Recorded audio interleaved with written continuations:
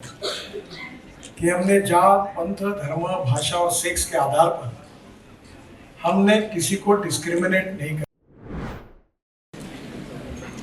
मंच पर उपस्थित भारत सरकार के कैबिनेट में मेरी सहयोगी आदरणीय अनुप्रिया पटेल जी, विशेष रूप से कमला अंकीबाई हसबंडीराम भवानी ट्रस्ट के प्रमुख रमेश जी, निदर्शना जी, हमारे भारत विकास परिषद के राष्ट्रीय संगठन मंत्री आदरणीय सुरेश जी, उपस्थित सभी महानुभाव और भाई और बहनों, सबसे पहले ये जो हमारा कमला ट्रस्ट है, उनकी ओर से विविध क्षेत्रों में जिन महिलाओं ने आउटस्टैंडिंग कार्य किया है, उनको जो पुरस्कार दिया है, उन सब का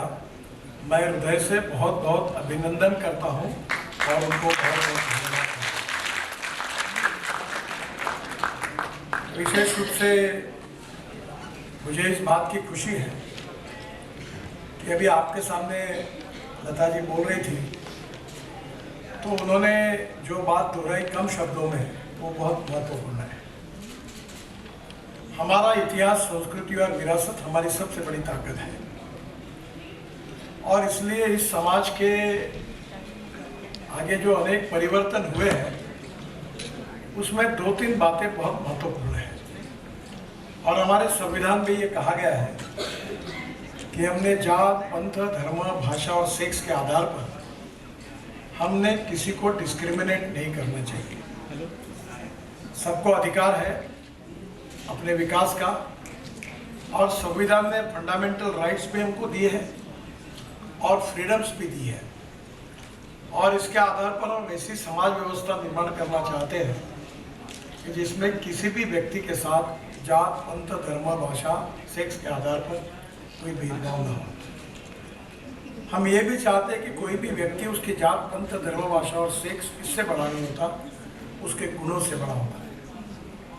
और समाज की छुआछूत, अस्पृश्यता, जातीयता और जो विषमता का भाव है, डिस्क्रिमिनेशन का भाव है कि ये श्रेष्ठ है, वो कनिष्ठ है, इन सब से मुक्ति पाकर हम समानता के आधार पर समाज को विकसित करना चाहते हैं। Social equality and economic equality is important goal for the society और इसलिए ऐसे एक समाज में कुछ कारणवश पुराने समय में कुछ लोगों ने अपने हितों के लिए समाज में अलग अलग प्रकार के डिस्क्रिमिनेशन स्थापित करने की कोशिश की, जिसका संबंध हमारे इतिहास, संस्कृति और विरासत से नहीं था।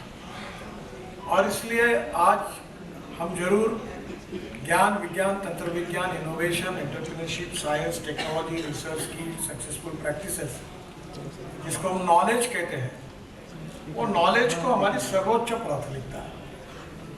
हमारे देश के भविष्य की ताकत अगर कोई है तो ज्ञान है और इस ज्ञान को विकसित करते समय आपने ये अनुभव किया होगा कि चाहे डिफेंस सेक्टर हो, चाहे पुलिस सर्विसेज हो, चाहे एडमिनिस्ट्रेटिव सर्विसेज हो, इंडस्ट्री हो, कलाकार हो, हर क्षेत्र में किसी की मोनोपोली नहीं है। हर क्षेत्र में काम करने वाला जो टैलेंट है, वो चाहे महिला हो, पुरुष हो, उन्होंने अपने टैलेंट के आधार पर सम्मान, रिकग्निशन, रिस्पेक्ट समाज में हासिल किया है। एक बात जरूरी है कि हम सबके सामाजिक जीवन में एक चीज बहुत महत्वपूर्ण है। भगवान ने अभी तक ऐसा कोई व्यक्ति निर्माण नहीं किया जो पूर्णांक है। हम सब अपूर्णांक हैं। No one is perfect and no one can claim that he is perfect. उत्तम, अधिक उत्तम, सर्वोत्तम, up to infinity. और you can not catch your own image. तो मैं एक से एक बात आपको रिक्वेस्ट के रूप में कहूँगा कि पुरस्कार मिलता है तो स्वाभाविक रूप से आपके कार्य को मिलता है। ये निश्चित रूप से आपके व्यक्तित्व का, कर्तृत्व और नेतृत्व का लक्षण है